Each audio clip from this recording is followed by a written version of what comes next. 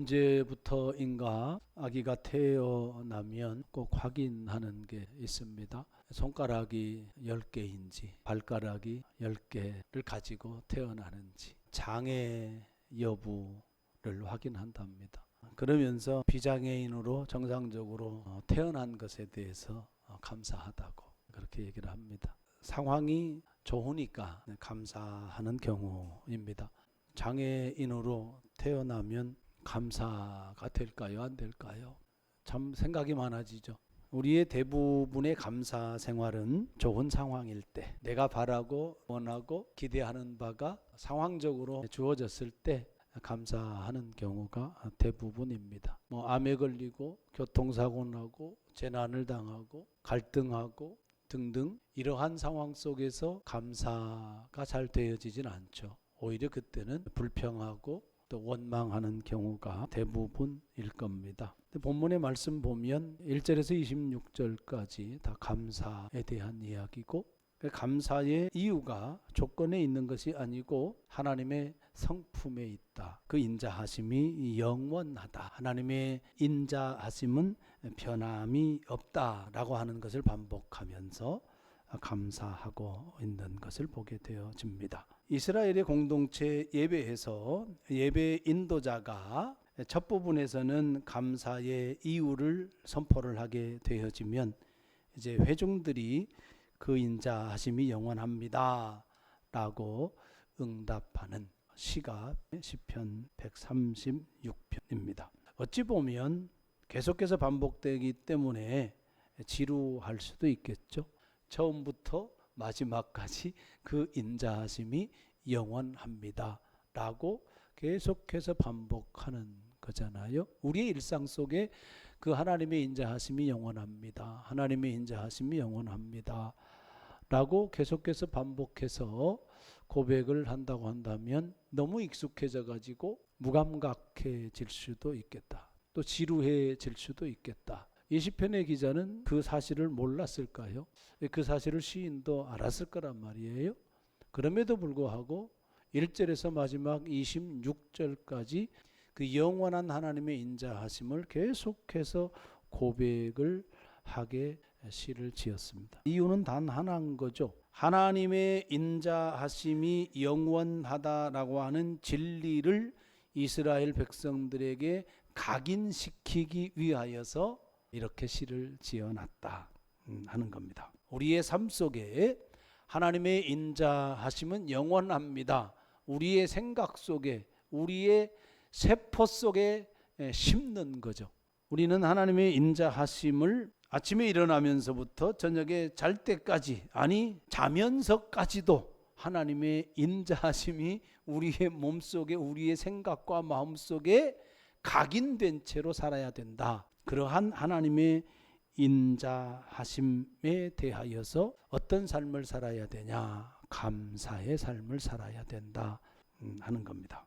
1절에서 3절 말씀에 보면 하나님의 성품에 대해서, 그 하나님의 능력에 대해서 말씀을 하고 있습니다. 하나님의 성품이 감사의 근거가 되고 하나님의 능력이 감사의 근거가 됨을 알 수 있는 대목입니다. 여호와께 감사하라, 그는 선하시다. 선은 절대적인 하나님의 성품입니다. 우리 인간은 악하죠. 선한 사람은 한 사람도 없습니다. 그런데 하나님은 선하시다. 그 선하신 하나님께 감사하라, 그렇게 말씀을 하고 있고, 2절 보면 신들 중에 뛰어나다. 그 당시에 사람들이 신으로 섬겼었던 그 모든 것들보다 뛰어나다, 위대하다, 크다. 그리고 주들 중에 뛰어나다. 주인, 그 고대 근동 지역에서 모든 왕들 중에 가장 뛰어난 왕이다. 탁월하다. 절대적으로 비교가 될 수 없는 분으로서 뛰어나신 하나님, 그 하나님은 인자하신 분이고, 그러므로 그분께 감사를 하는 삶을 살아야 된다. 여러분, 종교라고 하는 게 인간의 두려움이나 불안에서 출발을 합니다. 인간들이 신 앞에 무엇인가 잘못을 하게 되면 신들은 자연재해를 내리게 되고, 인간들은 비를 그 신에게 내려달라고 이야기하기와요. 사람을 제물로 바침을 통하여서 신의 분노, 신의 노여움을 거두게 하겠다. 인간의 두려움, 인간의 불안에서 출발한 종교들의 모습입니다. 이것이 오늘날도 사실은 계속되고 있어요. 우리의 신앙생활이 하나님이 두려워 출발하는 것은 인본주의란 말입니다. 어떤 분이 아버지에 대한 자상한 경험이 없고 아버지로부터 받은 상처 경험이 너무나도 많은 것. 그래서 그 아버지를 두려운 아버지로 인식을 하고 있어요. 그것이 하나님께 고스란히 투사가 되어져요. 그분이 믿는 하나님은 두려운 하나님. 뭔가를 잘못을 하게 되면 매를 댈 것 같은, 고난을 당할 것 같은, 고통을 당할 것 같은 불안에 두려움에 시달리기도 합니다. 자기의 두려움을 이기기 위하여, 불안을 이기기 위하여 교회 생활에 엄청나게 충성합니다.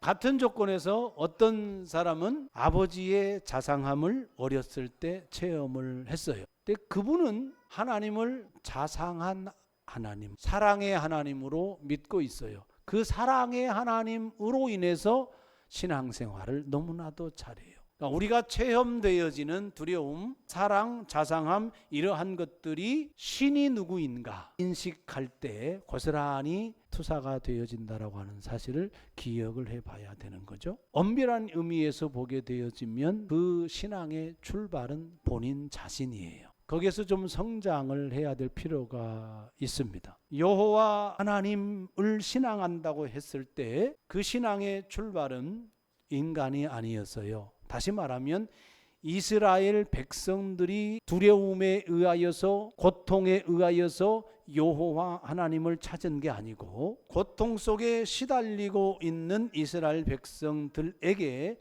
여호와 하나님이 찾아가신 거예요. 136편 1절을 시작하면서 여호와께 감사하라, 하나님께 감사하라, 여호와께 감사하라. 야훼 신앙입니다. 이스라엘 백성들의 하나님이에요. 고대인들이 하나님을 다 믿었어요. 예를 들어서 가나안 족속들이 섬겼던 바알도 그들에게는 신이었단 말입니다. 그들이 바알을 이야기할 때도 하나님 그렇게 불렀단 말이에요. 신들 중에 뛰어난 그때 신이라고 했을 때 하나님이에요. 그래서 그 보편적이고 일반적인 하나님을 엘로힘이라고 하는 겁니다. 우리의 신앙의 출발은 하나님이 우리에게 오신 거예요.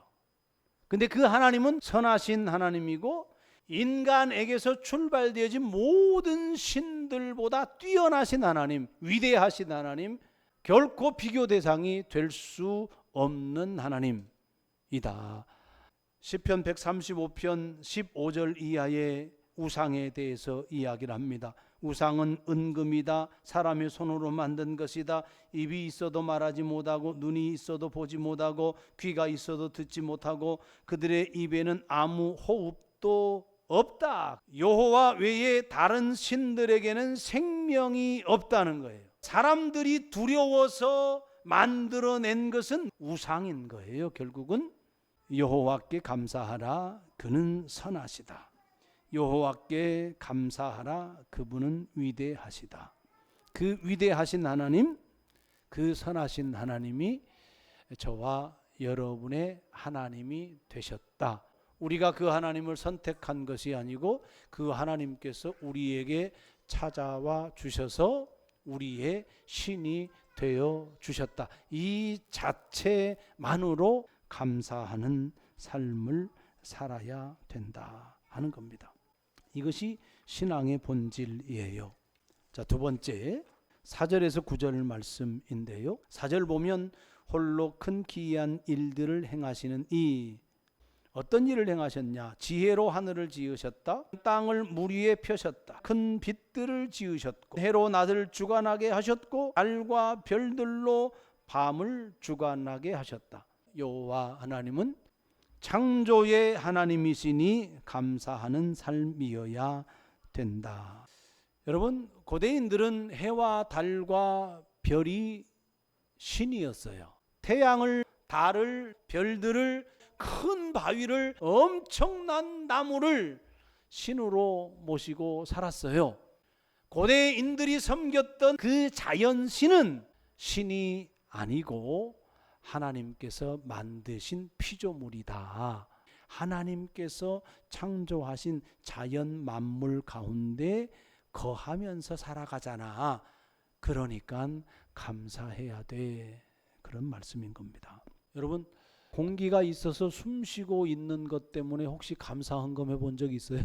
아름다운 자연, 하나님이 주신 피조 세계에 대해서 감동하고 감격하고 막 그러잖아요. 나무를 보고 저 나무 봐서 하나님 감사합니다 하고 혹시 감사 헌금 한 적 있어요? 자연과 호흡하면서 살아간다는 것, 우리의 삶과 뗄 수 없는 관계에 있어요. 자연 속에서 함께 더불어서 살아가고 있음이 감사의 조건이 되는 삶. 왜? 하나님께서 지으셨기에. 세 번째는 10절에서 22절 말씀에 이스라엘의 구원의 역사입니다. 애굽의 장자를 치신 이 얘기, 하나님께서 애굽에서 이스라엘 백성을 구출해내는 이야기잖아요. 강한 손과 표심팔로 인도하여 냈다. 홍해를 갈랐다. 이스라엘을 그 가운데로, 홍해 가운데로 통과하게 하셨다. 바로와 그의 군대를 홍해에 엎드려뜨렸다. 그 백성을 인도하여 광야를 통과하게 하셨다. 큰 왕들을 치셨고 유명한 왕들을 죽이셨고 아모리인의 왕 시혼을 죽였고 바산 왕 옥을 죽였고 그들의 땅을 기업으로 주셨다. 이스라엘에게 기업으로 주신 이 그 여호와 하나님, 출애굽을 통하여 홍해를 건너고 광야 40년을 지나서 가나안 땅에 이르러서 구원하고 인도하고 거하게 하신 하나님, 그 구원의 하나님, 그 하나님께 감사하는 삶을 살아라 하는 겁니다. 우리에게도 예수 그리스도 십자가를 통한 구원의 은혜가 있습니다. 이로 말미암아 우리 역시도 죄에서 해방됐고 사망에서 해방이 되었습니다. 하나님의 특별한 소유가 되었고 하나님의 자녀가 되었습니다. 우리는 이 은혜를 일상에서 기억하고 고백하고 감사하는 삶을 살아야 하는 겁니다. 하나님이 우리를 구원하셔서 하나님의 자녀로 삼아 주셨어요. 최초로 믿었을 때부터 지금까지 우리는 하나님의 자녀예요. 내가 하나님 아버지 앞에서 때로는 불순종하고 곁길로 가고 흐트러지고 하나님을 기쁘게도 하고 이러한 많은 어떤 관계 안에서 살아가지만 분명하게 변하지 않는 것은 하나님이 내 아버지라고 하는 사실이고 나는 그 아버지의 아들이라고 하는 사실인 거예요. 이것이 구원이거든요. 구원이 주는 의미는 아버지와 아들의 관계로 늘 존재하며 살아간다는 거예요. 그러면 최초에 하나님이 나를 구원한 것, 하나님이 나를 다시 태어나게 한 것, 예수님을 최초로 믿었을 때 누가 좋아했겠어요? 사랑하는 아들이, 사랑하는 딸들이 태어났으니까 하나님이 좋아했겠단 말입니다. 하나님이 감격하는 거예요. 그 하나님 아버지가 우리를 태어나게 하고 우리를 양육하고 보호하고 돌보고 우리에게 베풀어 준 사랑, 우리는 성장해 가면서 그것을 깨닫게 되고 알게 되어지는 거예요. 그 은혜 기억해야 되는 거잖아요. 그리고 그걸 고백해야 되는 거죠. 그것을 감사하며 살아가는 삶이어야 된다. 구원의 은혜를, 하나님의 자녀됨의 은혜를, 그리고 하나님과의 관계 안에서 우리가 살아가고 있다라고 하는 사실, 하나님이 베풀어 주신 은혜, 계속해서 반복해서 여전히 변함없이 하나님의 사랑이 우리 가운데 부어지고 있다라고 하는 사실을 기억하고 고백하며 감사하는 삶이어야 된다 하는 것을 분명하게 말씀을 해 주십니다. 마지막입니다. 23절 26절 말씀이에요. 비천한 가운데서도 기억해 주셨다. 포로로 끌려갔단 말이에요.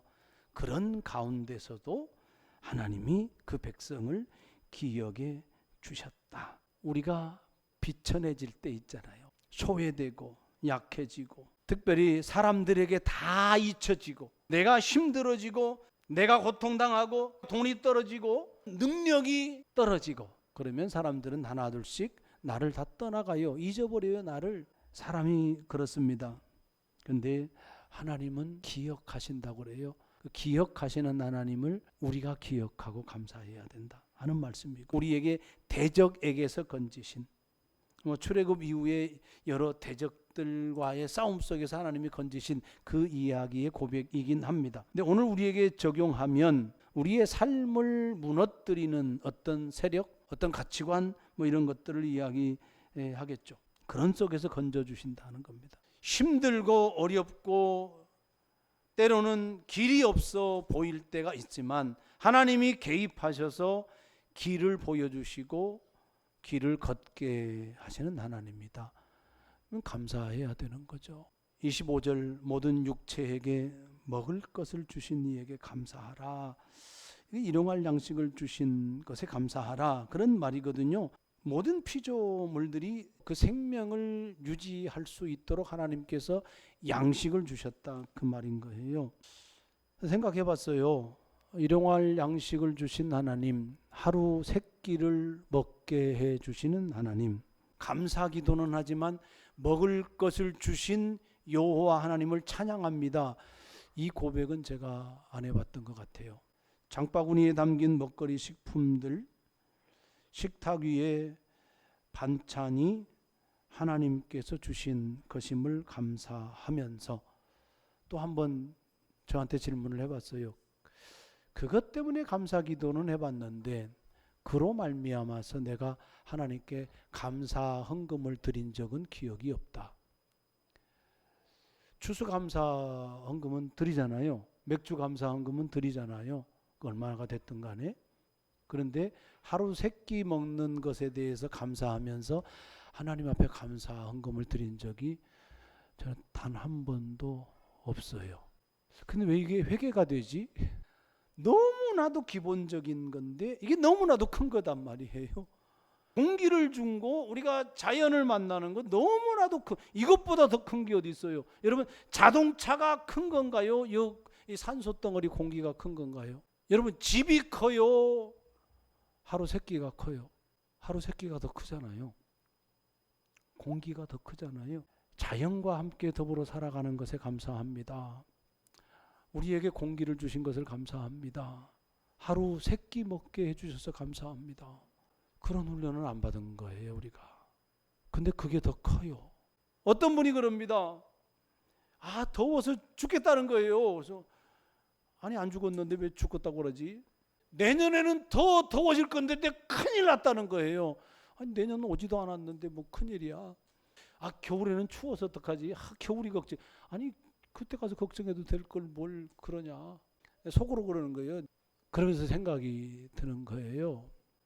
아니, 1년 내내 여름 속에서 사는 사람도 있고요. 겨울 속에서 사는 사람도 있고요. 습한 아마존 밀림 지역에서 사는 사람도 있고 그래요. 복에 겨운 거지. 우리에게 주어진 환경은 겪는 과정으로 가면 되잖아요. 에어컨 틀면 되는 거고, 돈이 없어서 에어컨 못 트냐?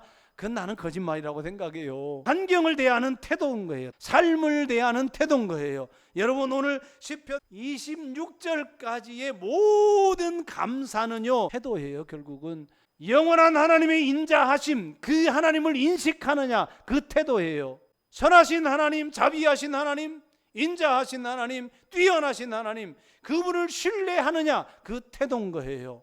우리에게 베풀어 주신 은혜, 그 기억하느냐, 기억하지 않느냐, 그 태도예요. 그 태도가 우리의 신앙의 질을 결정하고 우리의 삶의 질을 결정하는 겁니다. 여러분, 감사하며 삽시다. 그게 신앙이에요. 이것보다 더 큰 은혜가 없다고 생각을 하거든요. 저는 짜증날 때 있어요. 화날 때 있어요. 그런데 계속돼서 감사로 모아져야 돼요. 그런 삶으로 하나님께 영광을 돌릴 수 있는 우리 성도들 되어지기를 주의 이름으로 축복합니다.